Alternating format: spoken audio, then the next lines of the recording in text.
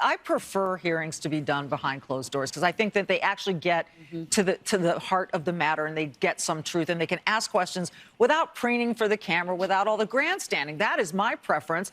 And for Abby Lowell, his attorney, to say, well, you all use that to misinform and to distort the facts.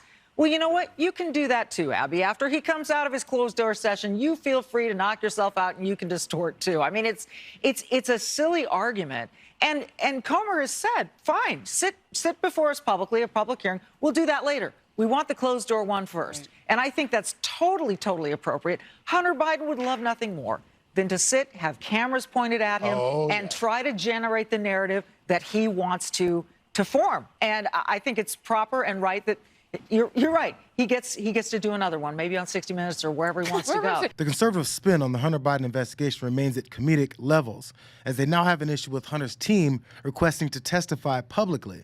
It's something I'd be amped for if Trump's 327 criminal proceedings were made public. And this just into CNN, Hunter Biden is willing to testify before lawmakers with something of a catch, only if he can testify in public. Caitlin, this is coming from Hunter Biden's legal team. What does this mean then?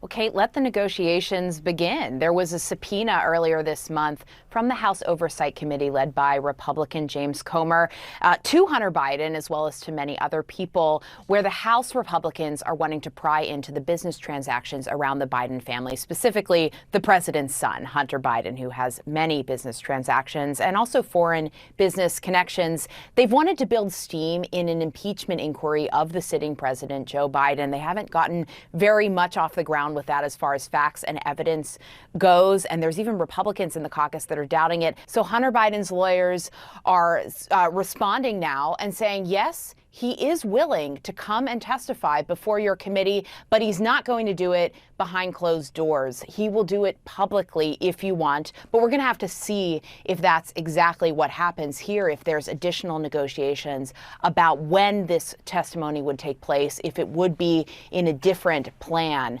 than publicly, as Hunter Biden's team wants it to be done. So, since James Comer's investigations has had more traction on Fox News, Newsmax, and Steve Bannon's War Room, this development should be music to his ears.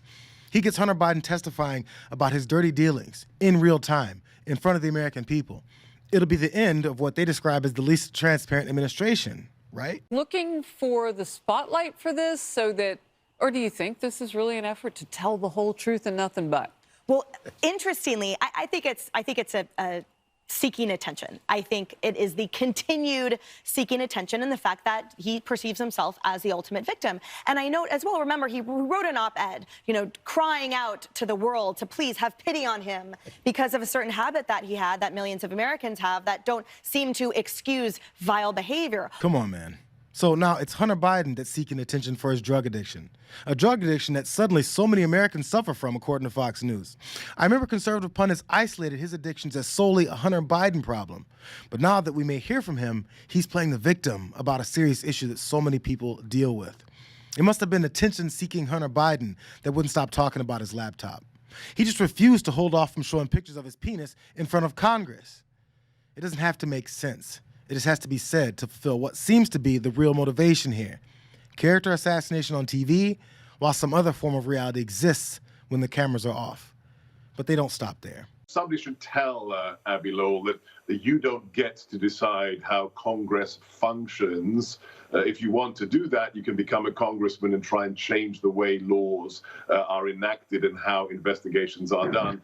And when it comes to behind closed doors hearings being perverted, we know who does that. We know it's the Democrats, individuals like Adam Schiff, who would hold closed door meetings for hours and in every break would come out and leak to the press. That's how Democrats do it. So right now, we follow the practice. We do it behind closed doors for hours to find out what further needs to be asked in public. That's how it's done. And if he doesn't want to comply, maybe, sauce for the goose. Maybe Hunter Biden can be arrested at Reagan Airport and put in leg shackles like our former White House colleague Peter Navarro was when he decided not to go to Nancy's fake January 6th committee. I know how pesky Democrats can be stopped from leaking inaccurate information to the press after closed-door hearings. Since Sebastian Gorka here is so pressed about it, they can be made public. But no, He'd rather complain about Democrats, then agree to allowing them to continue to do what he's claiming that they do.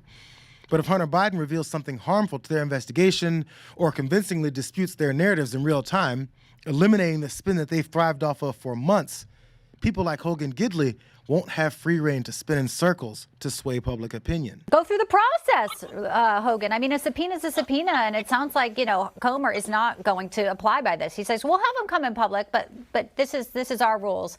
You're going to do it our way. Comer, I love the fact he's not backing down here and say, wait a minute, you guys already play by a separate set of rules. The FBI, the DOJ are all in your corner. They decide who they protect, they decide who they prosecute, and it rarely has anything to do with hurting or going after Joe Biden or Hunter Biden. So forgive us, but we're going to play by the rules here. You get a private hearing, of course, a deposition, but then there's also going to be a public one. This isn't an either-or situation. It is a both-and situation. I hope it does go public in that second hearing and everyone sees exactly what the Biden family has been up to. I think Republicans are going to be prepared, and I think the American people are going to be shocked to find out what the Bidens have been up to. I'm actually not convinced that everything Hunter Biden has done is on the up and up. And if I'm part of this investigation with so much evidence and truth on my side that links the president to it as well, there'd be no worries about public or private hearings. But the way conservatives are squirming around the facts that they have doesn't provide confidence in their case. If they really believed in it the way Republican Senator Josh Hawley does, they'd sound much less stressed about information being made public. My view is that the American people have a right to see, and also, they should evaluate this for themselves. I mean, if you do this stuff in private, what happens is there's inevitably bunches of leaks, and then it's well, so-and-so said this and so-and-so said that. And it's like, oh, just do it in public and let the public see, open the doors so y'all can report on it.